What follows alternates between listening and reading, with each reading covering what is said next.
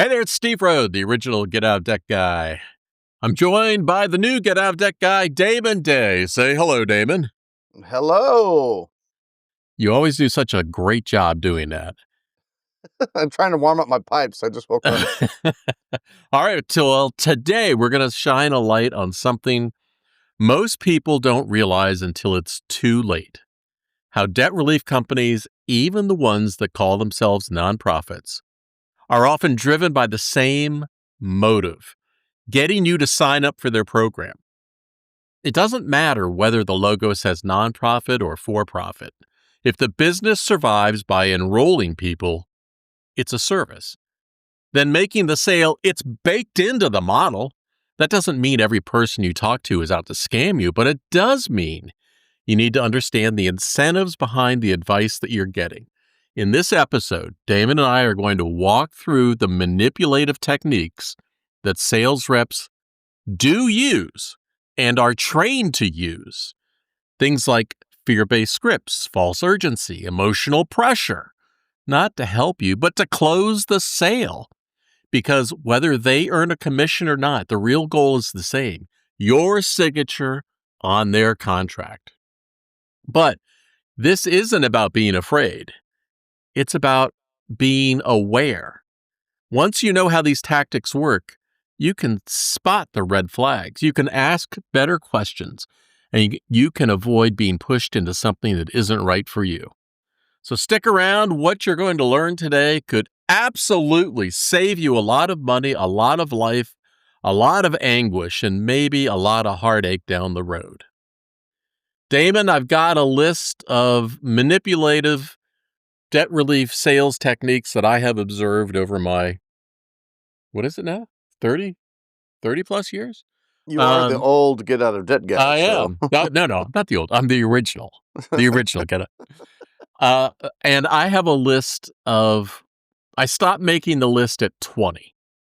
20 manipulative techniques that I have observed. So it is unlikely we're going to get through all, but if you want to offer your point of view as we go through this list, I would love that, and the listeners would love it. And before I forget, if you're listening to this and something strikes you and you want to talk to Damon, you can reach him through his website at damonday.com, DAMONDAY.com. I always forget to mention that. All right. So, Damon, before I get into the list, is there something you want to add? Yeah, this is an episode that we've done many, many times before in the past. And I don't want to say I'm getting tired of talking about it, but I'm getting tired of having to talk about it. I mean, you go back, I don't know how long we've been doing this podcast, but you go back 10, Steve and I have been talking about this issue for 20 years now. Yeah. And I know we weren't talking about it on a podcast 20 years ago because the podcast is not that old, maybe 10 years ago on the podcast. But if you go back into some of our old episodes, we're going to be saying the same damn thing we're saying today.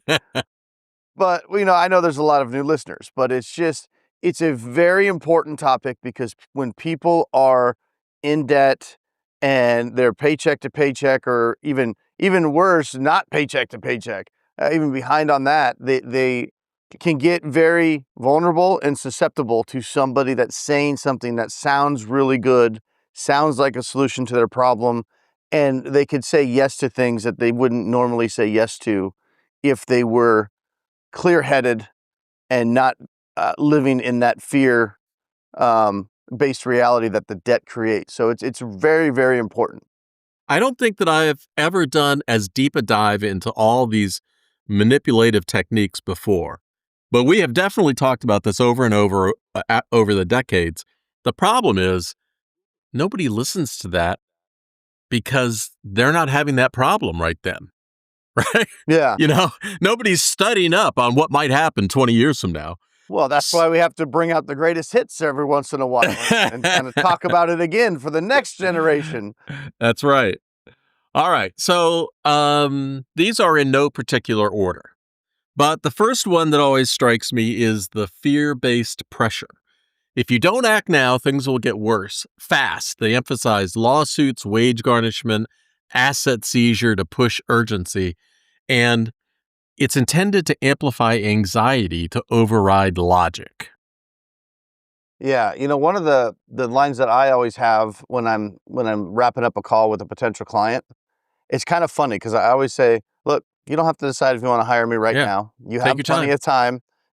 You're not being sued. Your wages aren't being garnished. In most cases, some cases people call me, they are being sued. Their wages are being garnished. Yeah. But in most cases, it's like, look, there's no gun to your head. This is a major decision. In most cases, we're talking about 50 grand, 100 grand, 200 grand in debt. We're talking about a potential loss of $500,000 in retirement. This is a major life decision, a major financial decision. Yeah.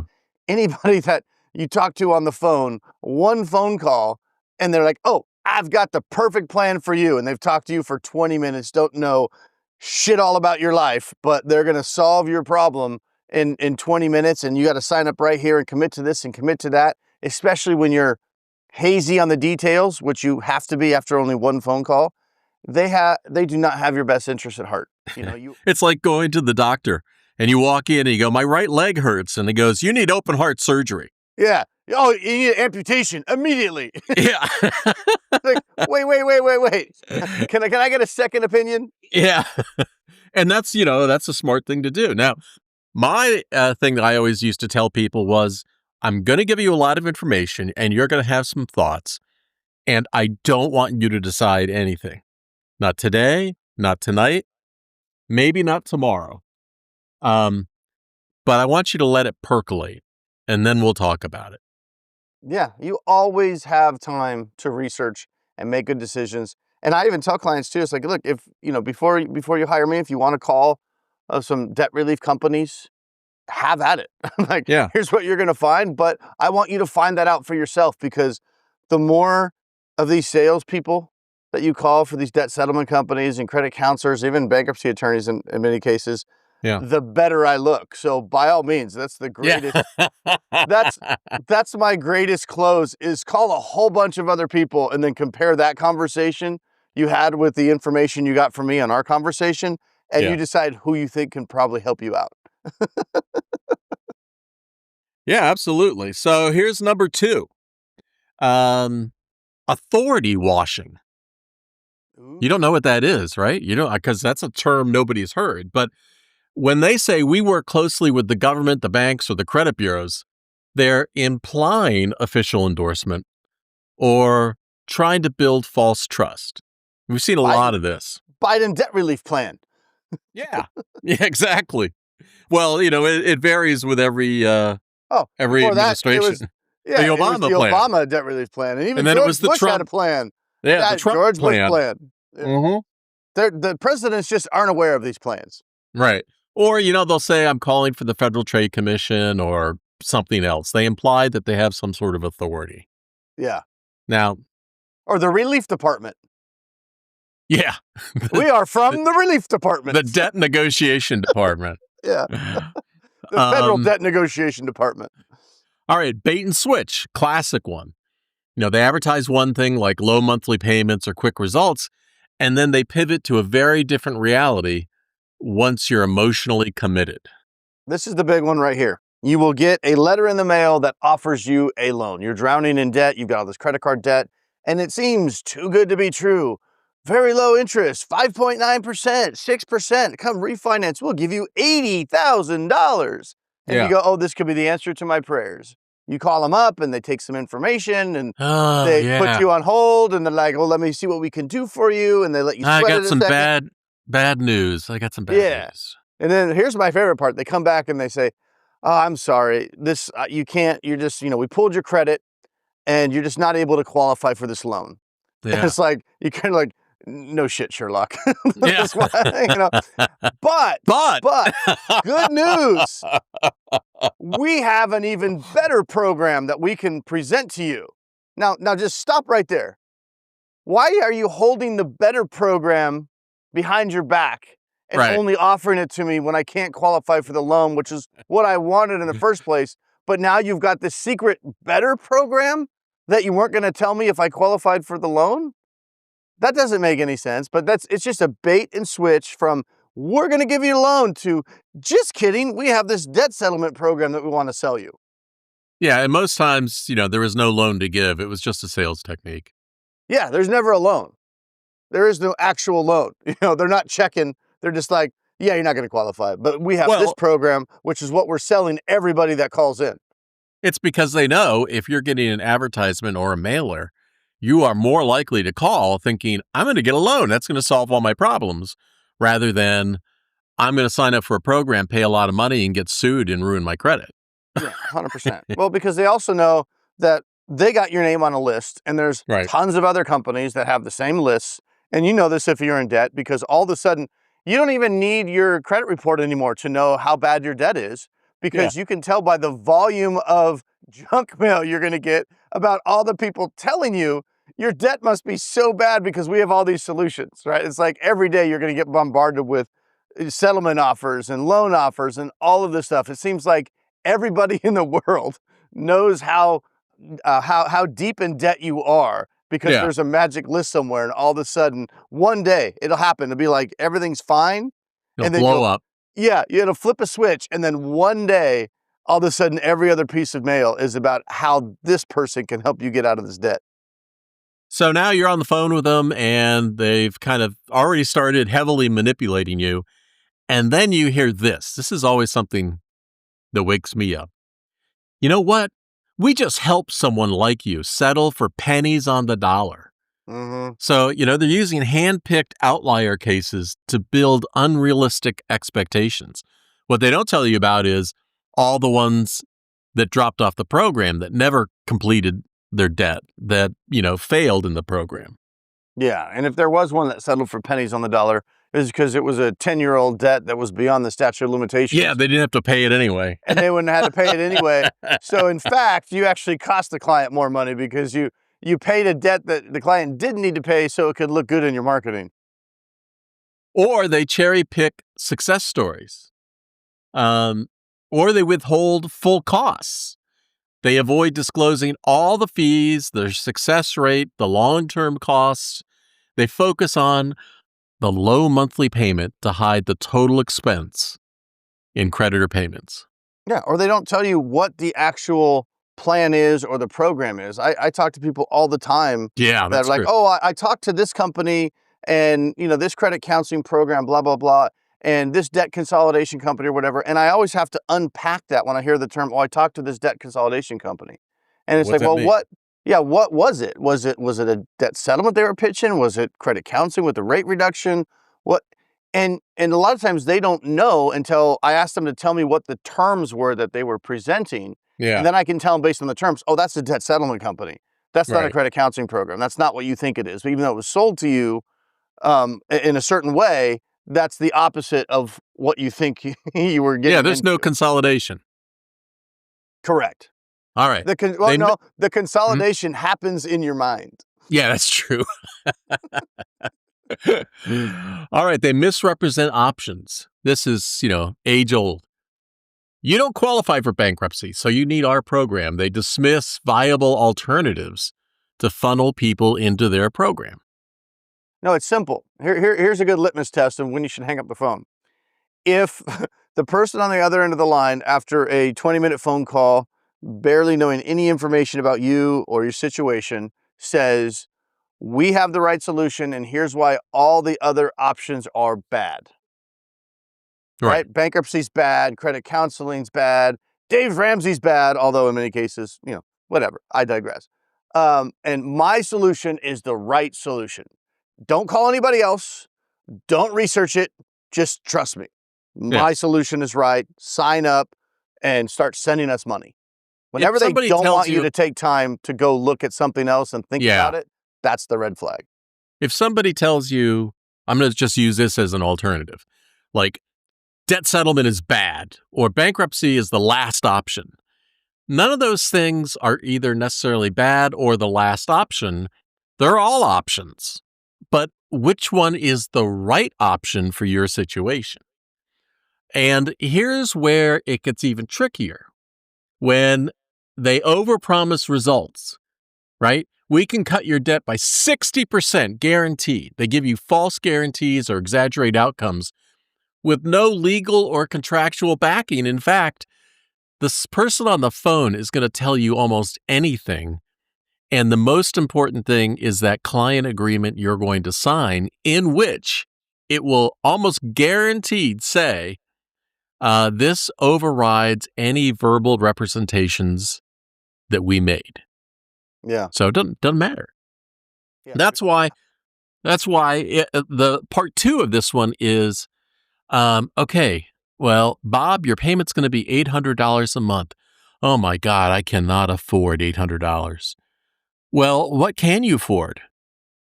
Well, I can afford about $400 a month. Bob, your payment's going to be $400 a month. Yeah. Yeah, and that's their favorite trick is to use the phantom. I call it the phantom monthly payment, right? It's the payment plan away from happiness. How low do we have to get this payment until Bob can say yes? Right. And these debt settlement companies, and we pick on them because not saying only debt settlement company salespeople are bad. They're all biased in their own way.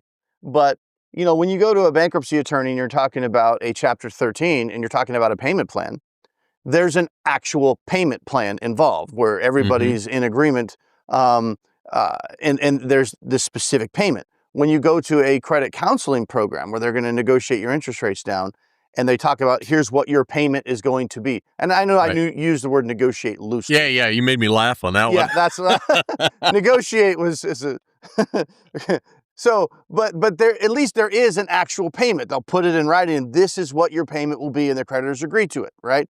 But Yep. when you're talking about debt settlement, these debt settlement salespeople will sell it to you as if it's a credit counseling program with a lower payment, and it is 100% not. And in fact, there is no monthly payment. That's where that kind of inside Right. joke was when I said the monthly payment is in your mind. Right. Because they'll tell you, oh, your monthly payment is this, but really all they're saying is this is the amount of money that you're going to send us, and we are going to babysit for you. This is not money that's going to your creditors. So that's why they can say, oh, it's going to be $800 a month. And then like that, if you say you can't afford it, all of a sudden it's magically $700 a month or $650 because it's not a real payment plan. They're just making it up, trying to get you to see Say yes. yeah, how low is this payment? That sounds good. Let me sign up. And that's all it is. It's made up money. That's it. They will tell you, you know what, you've made bad financial choices, and this is your only way out. So they're just using guilt and shame to weaken resistance and make you dependent on their solution. If they're calling you stupid, if I'm talking to somebody, they're always the first question I always ask when you get one of those calls, or used to get the calls about some debt solution. I would always first ask, tell me, what is your street address?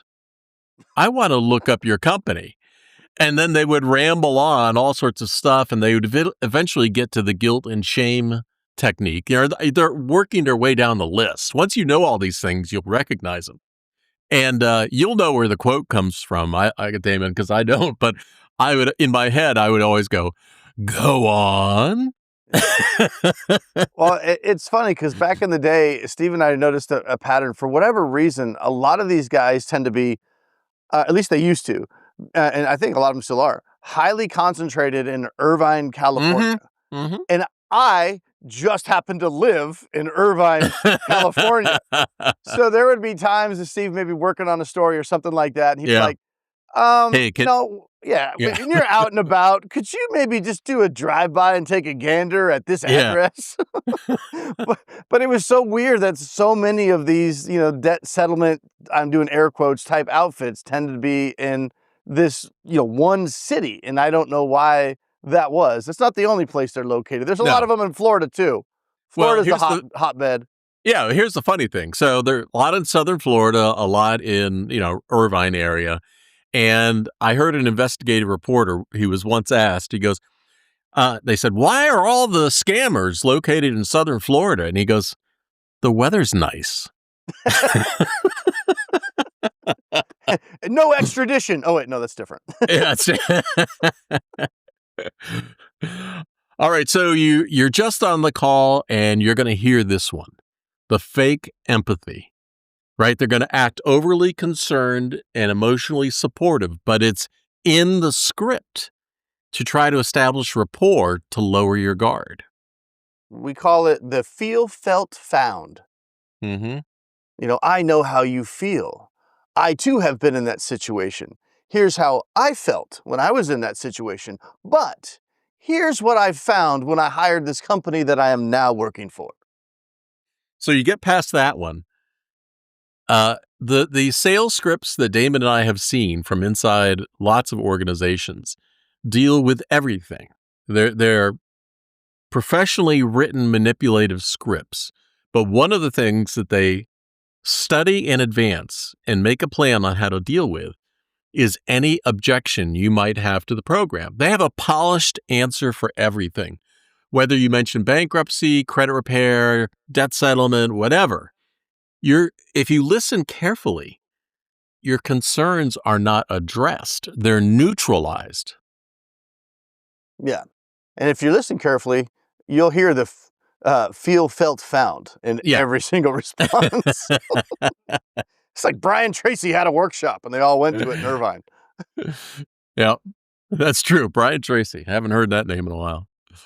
Well, I may not be the original, but I'm still kind of old myself, Steve. Now, if your debt relief salesperson says, hey, don't talk to a different company, don't talk to a bankruptcy attorney, just trust us. That encourages secrecy and discourages getting second opinions, as you heard Damon say, and I will back him up 1,000%. Hey, nobody should hold you back from getting a second opinion. A second opinion is just more information that you can use to make an informed and educated decision. That's it.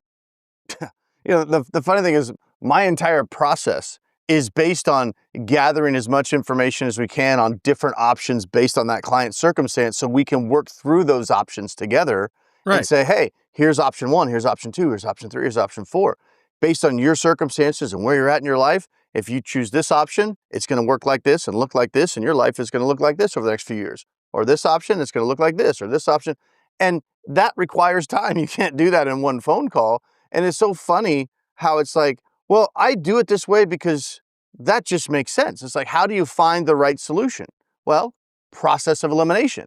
And the only way to have proper process of elimination is to investigate and research all of the options so you can start to eliminate them as non-starters or not palatable options for you or whatever. And by doing so and investigating all of them, you eventually end up with the one that you like better out of all the options that you looked at. And even the one that you like better might not be awesome. I always tell clients, you're probably not going to be doing cartwheels and backflips for this solution. So we want to look at all of them, and we're going to essentially figure out what is the option that you hate the most, or the least, the least, right? Right. Because none of them are going to be like, yes, this can be awesome. Because anything we do, I mean, if you're $100,000 in debt, anything that we do to fix that is going to require some type of sacrifice. Right. What type of sacrifice it requires is going to be up to you, whether talking credit sacrifice, lifestyle sacrifice, whatever it is. But the only way to really figure that out is process of elimination. And really the only way to be successful is to go down a path knowing that it is the best path because you've already eliminated the other options and you're not going down this path. You hire a debt settlement company and you're going down this path and you're constantly second guessing whether or not it was the right decision. You really didn't look at anything else. That sucks. That's a horrible place to be in. Every month sending $1,000 to this company wondering if that's a good idea or not. Yeah, while you're getting sued. Well, then at that point, you know it wasn't a good idea. You're like, you know what? It's like, especially if the whole point was to avoid getting sued is not like, oh my God, we're screwed. But it's how they respond to that is like, okay, are they going to be able to come up with a resolution here? The problem is most of these guys will march you down this path, long on promises and short on the details. Yeah. And so if you do end up getting sued, it's like for most people, it just comes out of nowhere. Like, I had no idea. I was making my payments on this payment plan. Oh, I'm sorry. the payment plan was made up. Yeah. The payments were in your mind. Did I not tell you that? Yeah. Yeah. And the sad thing is, most of the time, by the time a client finds me, oftentimes they're already enrolled in some of these programs. So that's why I Yeah. have a lot of insight, because I've spent 20 years helping people get out of these programs. And I can tell you, it's a lot easier to say no in the beginning than it is to try to get out of a program. And you can get out fairly easy, but getting your money back, Oh, yeah. that's very, very difficult. And we're Yeah. not just talking, credit card debt. I have lots of clients that, the tax debt relief guys Yeah. are just as bad. And the debt validation people. I haven't seen a lot of, I don't want to say they're going away, because I don't want to speak that into being, but I've seen a lot less. I know they're still out there, but Yeah. I'm starting to see them a little bit less. So, maybe they all hit Belize already. I'm not sure.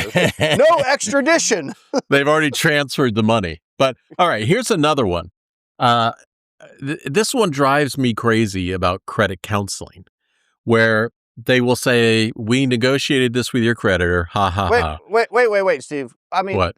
really, are you really an authority on credit counseling? Can you really speak to credit counseling? I mean, Well, what are your bona fides on credit counseling, Steve? I did start a fairly large credit counseling organization back in the day, so I have a lot of inside experience. And once I really got to learn, how it works, I got out, because what? I was gonna say, so you're saying you think you know what you're talking about when it comes to credit counseling. This fact, I can tell you absolutely for certain. What I'm about to tell you, I put money on it, because here's what happens.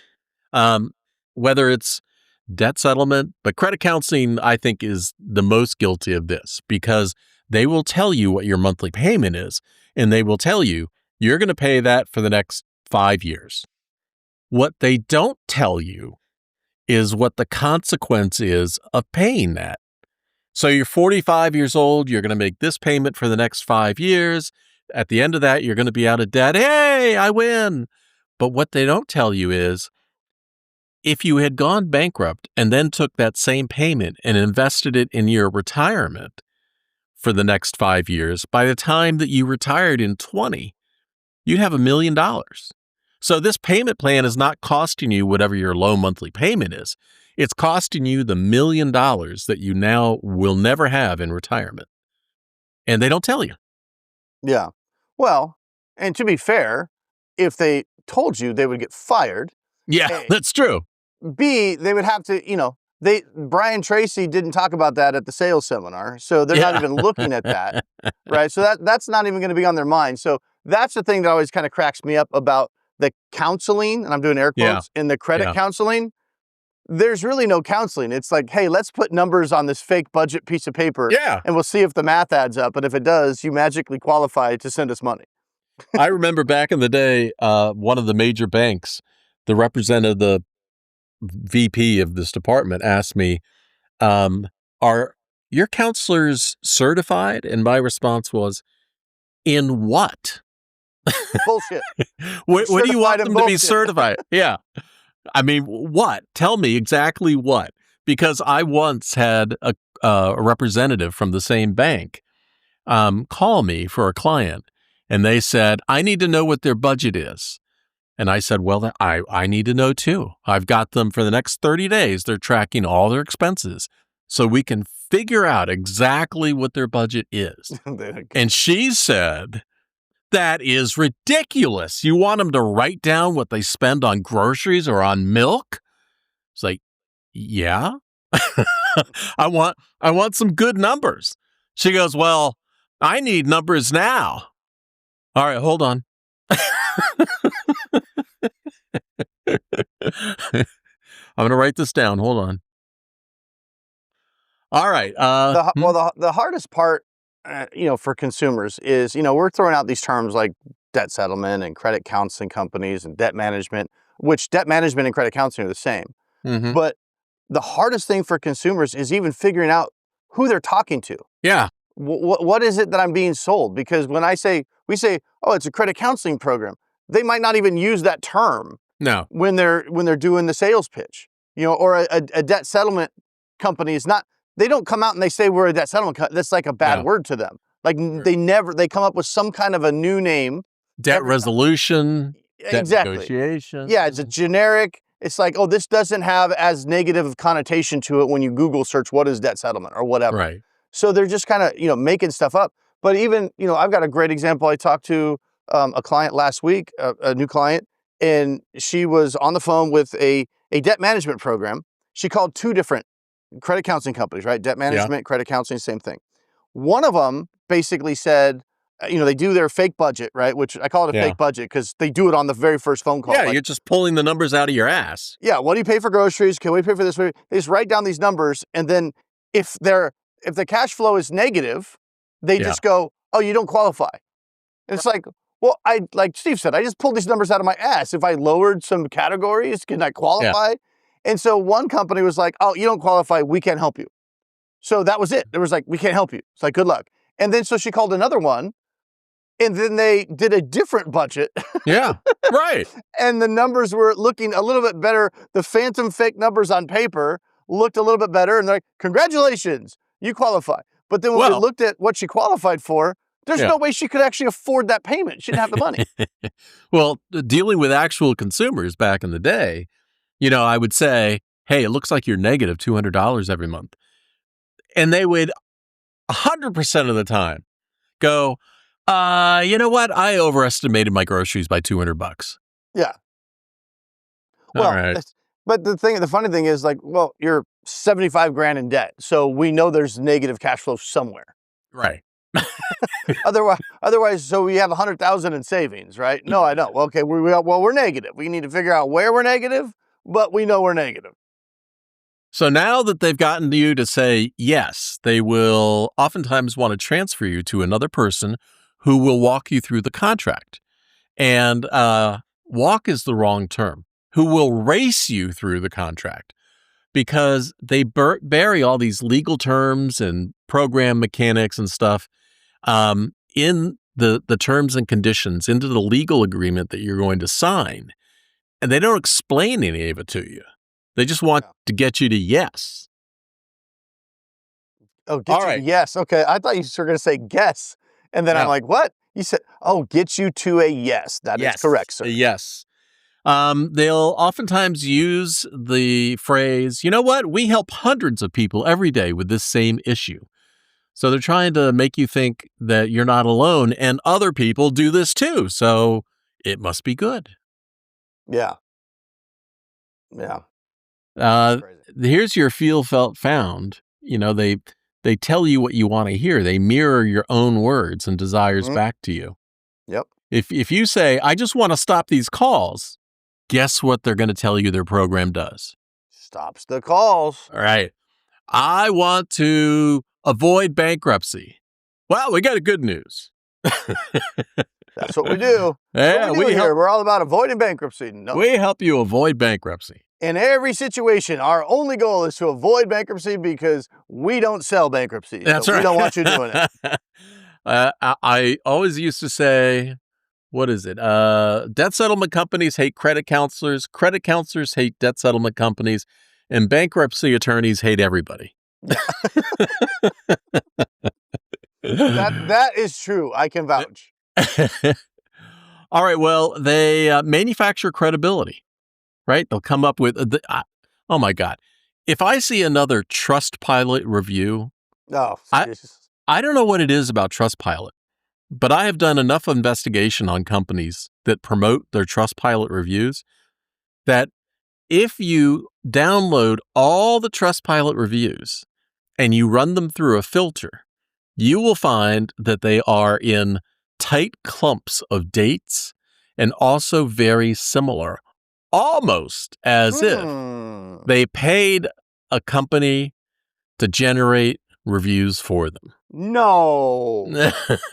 Say it ain't so. So along with the unverifiable reviews, they'll also tell you about awards or claims of a BBB rating, which, the BBB, bless their hearts, it's better than nothing, but it's a lot of bullshit. Oh, yeah. Yeah, I lost faith in the BBB, 20 years ago when we were first or when I was first kind of getting started out back then, and like, Mhm. oh yeah, I got to be on the BBB and all this kind of stuff. And then I see these companies that I know are just total scams, A Yeah, they rating, and I'm like, A rating. what is going on?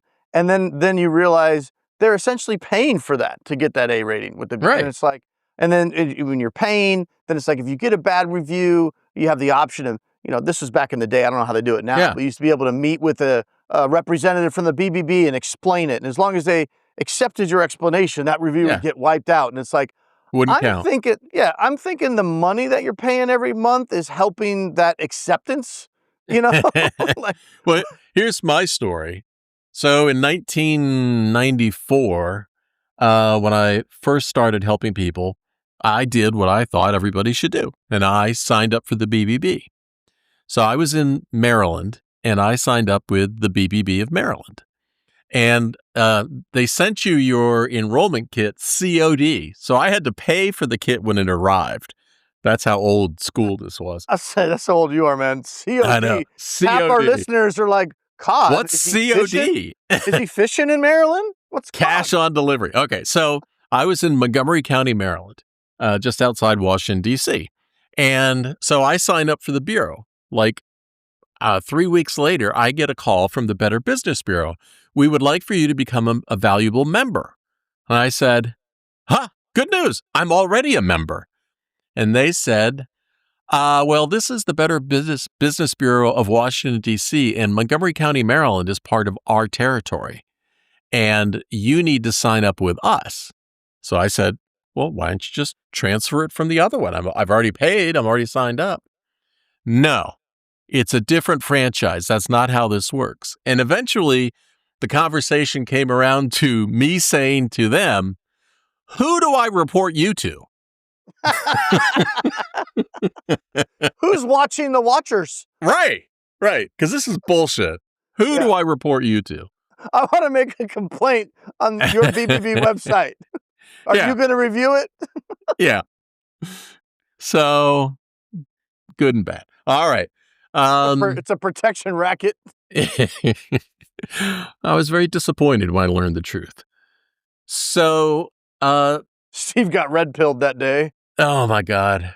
I learned so many painful early lessons.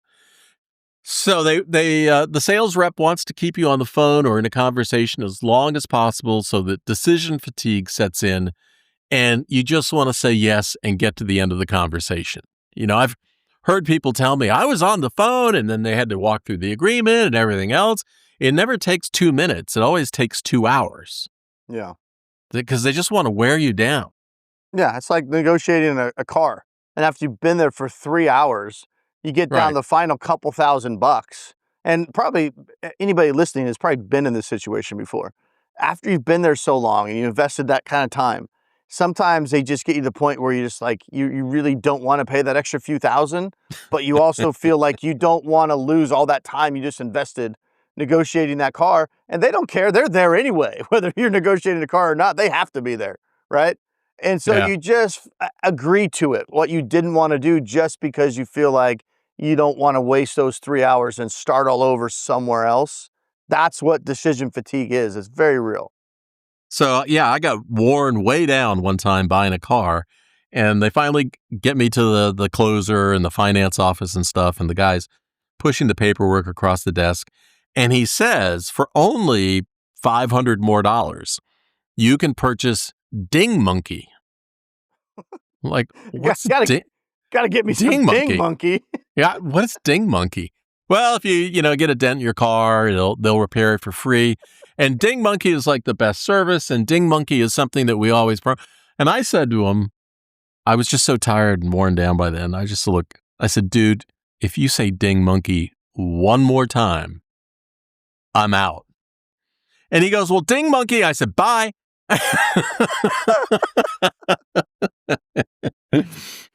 Ding Monkey. All right, I actually made it through all 20 points. Yeah, I noticed you were keeping me on a short leash. Yep. I was trying my best to stay on that. You were very good. I didn't even get the fruit chews out. I was anticipating you would not be on a diatribe. Okay, so my last point is they never disclose that they only get a commission or get paid when you enroll, right? That they're going for the sale. They're going for the close. I don't care if they're for-profit or nonprofit. The argument I've heard over the years is, well, I work for a nonprofit. We don't get paid a commission. No, you know what? You might not get a commission, but deep down inside your head, you know this is how you keep your job. So there's a financial incentive either way for you closing this sale. Well, they're getting paid. Doesn't matter what you call it. Right. Anytime somebody tries to use we're a nonprofit as a Right. selling point when it comes to debt relief, it doesn't matter. Nonprofit does the same thing that the for-profit credit counseling companies do. Same programs. Doesn't matter. It doesn't affect you. I had an employee once way back then, and she said to me, Steve, we should only be providing advice and not telling them about a debt management program that we offer. And I said, well, that's great. So you're going to volunteer your time? Is that what you're telling me? And she goes, why would I do that? I need a paycheck. Got it. You're like, and the money comes from where? Yeah. And at one point, I did try a sales incentive to see if it was effective in helping people to sign people up. And what I learned was, yes, it was effective in generating unhappy clients and complaints. Yeah, because once the main motivation is I got to get paid, which, getting paid is not a bad thing, right? It's just on how it's applied. Because once that becomes, the main motivation, all of a sudden you kind of get, like I said earlier, long on the promises and short on the details, because the focus of the salesperson tends to be, let me, try to figure out how to get this to a yes, rather than let me see if this is the right program for this particular individual. Well, the difference is, so the debt settlement person, debt relief person, is trying to get you to buy it so they get paid, where the difference is that, like with you, there can be a fee, but you're getting paid for the best advice. Yeah, well, that's the difference. Clients are paying me specifically to help them figure out the strategies and what they should be doing and how to save the most money. That's what they're paying me for. So you're paying me to look at that debt relief contract and tell you why it's bullshit. Right. So trust me, I will save you a hell of a lot more money than I cost. That's what I do. And save you a lot of pain and anguish along the way, not just the dollars. All right, Damon, we've reached the end of the list and the end of time. If you need help, contact Damon Day, DamonDay.com. He's happy to talk to you, answer questions, and get you to making fully informed and educated decisions. Damon, until next time, I will see you. Peace.